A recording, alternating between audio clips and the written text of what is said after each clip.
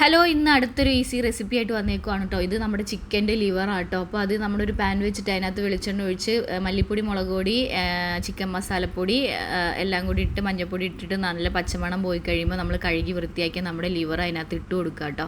Liver ഇട്ട് കൊടുത്തതിന് ശേഷം ഇതിനകത്ത് ഓൾറെഡി വെള്ളമൊക്കെ ഉണ്ട്, നമുക്ക് ഇനി വെള്ളം ഒഴിക്കേണ്ട ആവശ്യമൊന്നുമില്ല. പെട്ടെന്ന് തന്നെ വേവും, ഒരു 10 മിനിറ്റിൻ്റെ പരിപാടിയേ ഉള്ളൂ.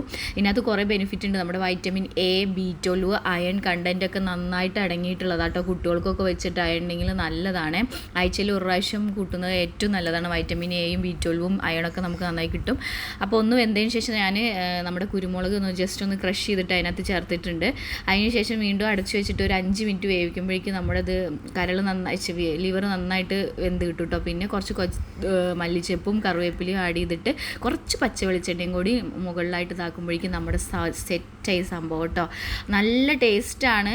ലിവർ ഇഷ്ടപ്പെടുന്നവർക്ക് നന്നായിട്ട് ഇങ്ങനെ വെച്ച് കൊടുക്കുകയാണെങ്കിൽ നല്ലതായിരിക്കും. പിന്നെ നല്ല വൈറ്റമിൻ B12, എയും അയണിൻ്റെ കണ്ടന്റ് ഉള്ളതുകൊണ്ട് വീക്കിലി വൺസ് കഴിക്കുന്നത് നന്നായിരിക്കും. Thank you. അപ്പോൾ എല്ലാവരും ട്രൈ ചെയ്ത് നോക്കണം. അടുത്ത വീഡിയോ ആയിട്ട് കാണാം. ബൈ.